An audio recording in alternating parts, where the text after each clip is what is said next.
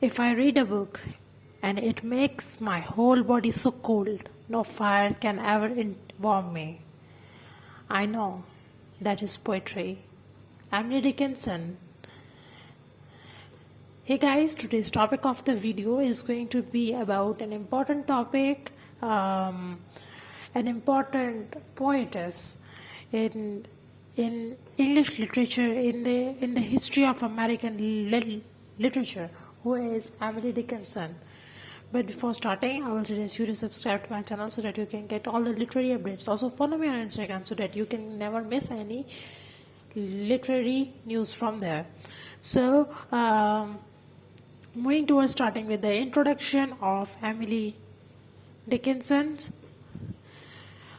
She is a famous American writer. She is famous for her unconventional literature and life, as she has spent a lot of time in solitude and created valuable literary works, which is now of great importance in the literary world. So most of her time in her life, she lived a life of solitude. So that could be one inspiration for her poetry. We will discuss her inspiration, the poetry, later on. So make sure that you watch the video. As you know, her style of poetry was unique and advanced and didn't get fit in any of those time. Her friend never encouraged her to publish them, and they never encouraged her to publish them, and they advised her to destroy their works after her death. So there are many poets, many writers who have just rubbished their works. Like there are Ellen Edgar Poe, Emily Dickinson, and other Franz Kafka. They have burned their work. They have wasted their works as they can. So these are the bits and pieces of their works we can find nowadays only. So moving towards the personal life and literary life, on December 1830, Emily Elizabeth Dickinson was born in Massachusetts on February 28. 1833, Emily Dickinson's sister was born. Her name was Leviana Norcross Dickinson. In April 1840, Emily's family moved to a house on North Pleasant Street in Amherst, which is in Massachusetts, the place where she was born. In 1840, she entered Amherst Academy. In September 1847, Dickinson joined a school known as Mount Holyoke Female Seminary in South Hadley for 1 year. So that's for the schooling of her for 1 year. And it was a female kind of school. In 1848, Emily returned to her home. In 1852, her poem Sick Transit was published. In 1855, Emily and her sister Leviana Dickinson was visited Washington D.C. and another city, Philadelphia. So in 1851, the Civil War started, which ended in 1865. From 1862 to 1884, Emily started living in solitude. In the year 1870s, Emily's affair with Judge Otis Philip Lord started after his death. In 1874, Emily's father died.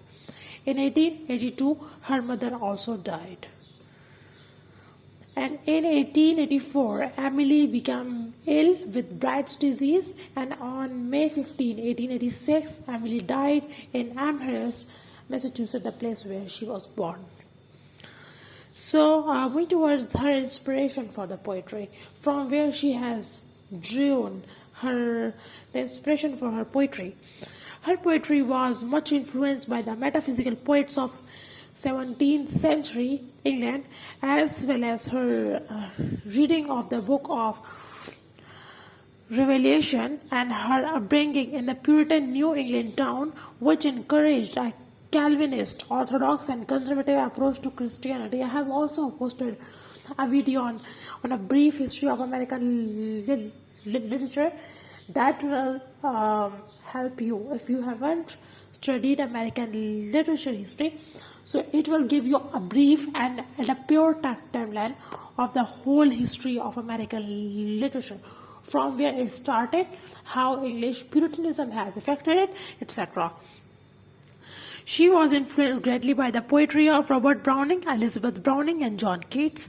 She was also a deep friend of her sister, Leviana, and brother Austin, and who were her intellectual companions. Moving towards the important works of Emily Dickinson, in February 1850, the earliest record of Emily Dickinson's poetry, Magnum Bonum Harum Scarum, was published. In 1852, Emily Dickinson's poem Sick Transit was published. In 1858, Emily started collecting her poems, which are now called fascicles. In 1861, her poem I Taste a Liquor Never Brewed was published.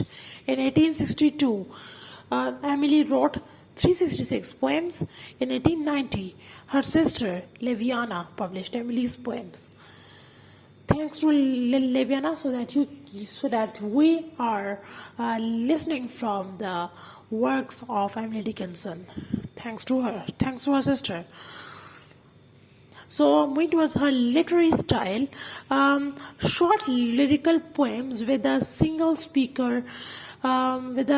first speaker, I, who used to express feelings, and the common theme among her poetry is immortality.